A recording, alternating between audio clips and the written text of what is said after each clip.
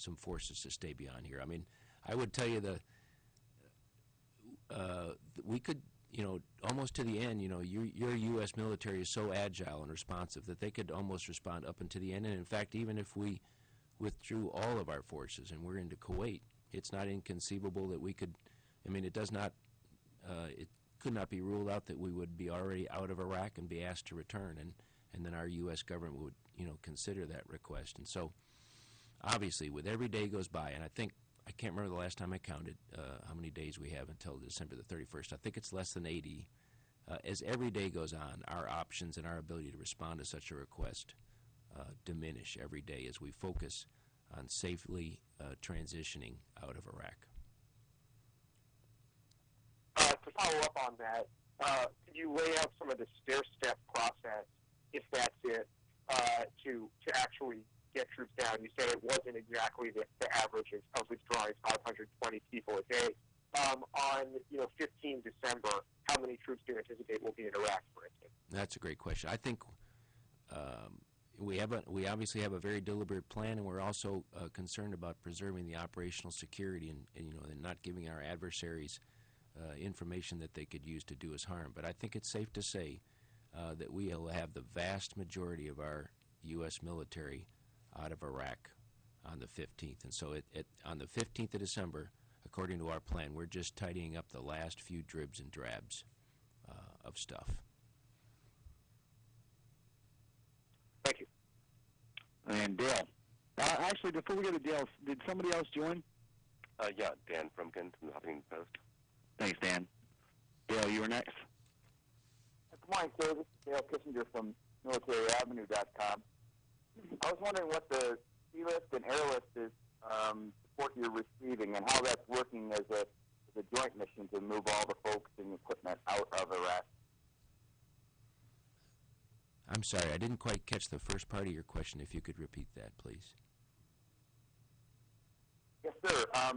Obviously, the folks are being moved out, the equipment's being moved out by sea lift and airlift, and I was wondering how that coordination is going, and can you give me any information about that? Oh, yeah, it's going wonderfully. We have this team, I don't remember the exact acronym for it. It's called the CDDOC, CENTCOM, and it's a folks of professional airlifters provided to us by U.S. Transcom, which is embedded right in U.S. Forces Iraq. And so our synchronization and our integration between the ground movement and the air movement, and when we anticipate needing airlift or something like that, it's really been seamless in my view. And so there are great transportation folks that anticipate and are seeing when we're needing our airlift, for example, out of Kuwait, and sometimes we even fly commercial folks right out of Al-Assad Air Base.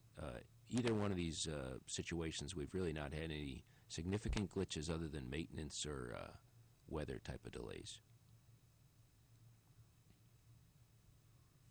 Thank you very much, sir. Sir. And Walter, you were next. Walter Pincus, the Washington Post.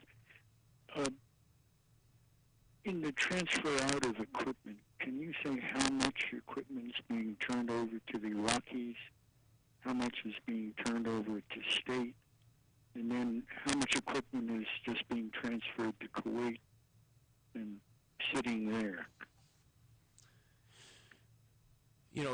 We go through a very deliberate process, sir, as you can imagine, to figure out what the ultimate disposition is of equipment. And so I mentioned we have about 788 pieces, 788,000 pieces of equipment. Each one of these kind of gets a scrutiny in terms of cost benefit and what's the best disposition of that equipment. Obviously, our first priority would be to satisfy any kind of in-theater requirement. So if there was a piece of equipment that was needed in Afghanistan to prosecute a war there or for another military need, we would utilize that first. And then our second priority is to make sure that the folks that will stay with the embassy under the ambassador have all the kinds of equipment they have. And let me just see if I can put my hands on that figure here.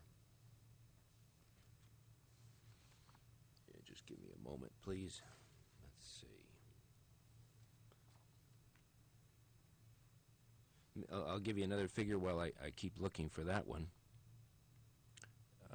Since September the 1st, 2010, over 25,000 pieces of equipment, including vehicles and communications equipment, have been transferred under the United States Equipment Transfer to Iraq. And so this is a program designed to enable the Iraqi security forces, and it's really kind of a component of foreign military sales. So there's a variety of authorities, congressional authorities we use to transfer that equipment, but over 25,000 pieces of equipment have been transferred under that program, and we continue to do that in order to enable the Iraqi security forces. The Foreign Excess Personal Property Program is another program that's been established, and this is really a cost savings program for the U.S. government in order to responsibly dispose of equipment which it would cost more to transport back to the United States than it would be the value of the equipment. And using that program, that Foreign Excess Personal Property Equipment, or FEP, we have saved the U.S. government and the U.S. taxpayer over $600 million in transportation costs for equipment, which is really the value of it is much, much less at this point. And I'm still looking for my figures on how much we have transferred to the Department of State. And here's another piece of while I'm looking for that, I'll give you another one. This is kind of a program that doesn't get a lot of attention, but since September 2010, we've transferred over 1,100 pieces of equipment to states who have review a list of equipment and decide that they see a piece of property there, and then they make a bid on it, and they get to pick it up for much less than the cost of it. So, for example, things like John Deere gators, which they're getting for half price, or generators, or fire extraction kits, the Jaws of Life. I have here a thing that says that one state, and this is Louisiana, Louisiana got a set of these Jaws of Life for $10,000, and they would have retailed for $20,000 new.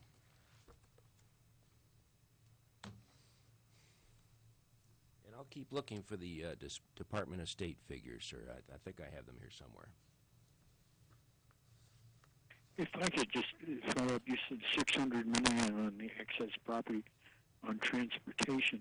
Who is that being sold locally? Is that being? No, sir. That program, by and large, that equipment remains on the basis that we transfer to the government of Iraq. And so, for example, when we transfer the large Victory Base Complex, or Camp Victory,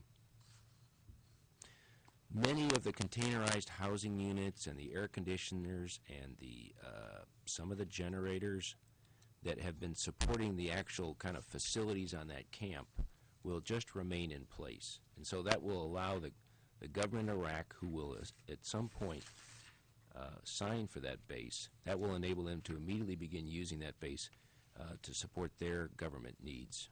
And it also is a cost-saving measure for us, because these containerized housing units, these billets, are really, in many cases, 5 or 6 year old.